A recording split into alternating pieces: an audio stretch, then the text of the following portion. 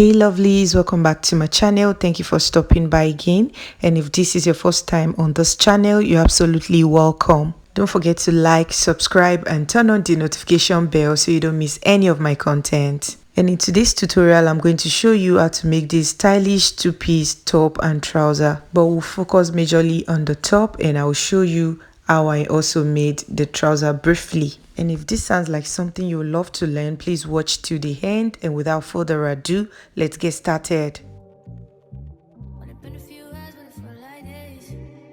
And so right here, this is the material that we're going to use for this tutorial. And for the top, you're going to need 1.5 yards, and for the trouser part, you're going to need 3.5 yards. And also you're going to need elastic thread because we are going to be smocking the waist. And to get started, I've gone ahead to cut out these fabrics that we're going to use for both the front and the back of the top, alright? And in order to know the amount of fabrics to fold, just go ahead and divide your hip by 4 and add an allowance of about 6 inches to that. And right now, the next thing I'll do is to go ahead and start marking the borderline of 1 inch. And then I'll connect the point together on a straight line.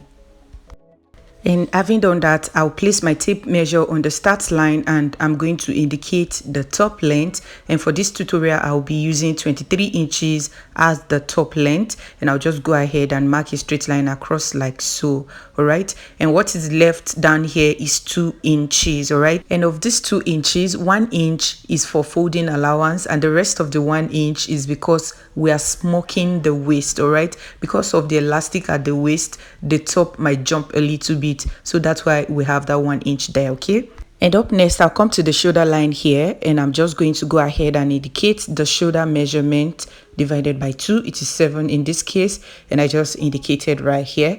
And the next thing to do is also to go ahead and get the sleeve length. All right, and for this tutorial, I will just go ahead and use 8 inches. And the next thing to do is to go ahead and create the neckline. All right, and for this style, it has a straight neckline, meaning it has no depth, just width. All right, and for the width, we are going to be using 6.5 inches. All right, and I'll just go ahead and indicate that right here. And having marked the neckline, I'm going to come to this part here and come down by 1 inch. And the next thing to do is to link from the neckline to this 1 inch point in order to create our shoulder slant. And having done that, I'll come to the slant here, and I'm going to mark 10 inches for the sleeve opening. And I'll just connect like this on a straight line. And having done that, right here on this part, I'll just extend the line inward. And having done that, I'll come to the straight line here, and I'm going to get the bust circumference divided by 4, and that is 10 in this case. And I'm just going to go ahead and add 5 inches to that, all right? And that's going to fall on this part here. And up next, I'll come to this part here, and I'm going to come inward by 1 inch like so. And up next, I'll measure what I have right here, and I'm just going to take it all the way down here. And I will just indicate it, and the next thing to do is to connect together on a straight line. And if you want, instead of the straight line, you can just connect in an E-shaped manner. And having done that, I'll just come to this part here and create the armhole curve like so. And up next, on the shoulder line here, I'll start marking 1 inch allowance upward like so.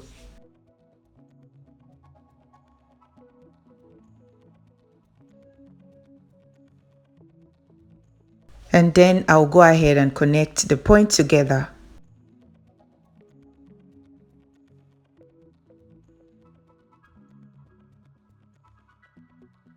And having done that, I'll just go ahead and cut out the excess on the shoulder line.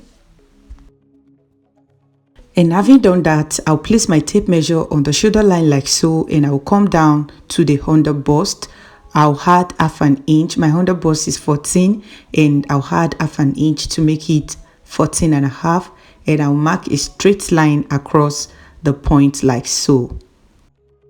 And having done that, the next thing to do is to determine how wide we want our band. All right, so from the under bust right here, we're going to come down by about 3 inches, 4 inches, or even 5 inches, depending on how wide you want the band to be. All right, and for this tutorial I will just go ahead and use 4.5 inches. Like I said, you can use 3 inches, you can use 4 inches. All right, so here I just used 4.5 inches. And so right here on this band, that is where we're going to be stitching our elastic thread. All right, and we're going to be stitching with 1/2 inch interval. So I'll just go ahead and create 1/2 inch lines on this band. So we're going to mark this 1/2 inch all through the band, and we're going to do it on the right side of the fabrics. Okay, and right now just cut out the remaining of the excess that we have right here.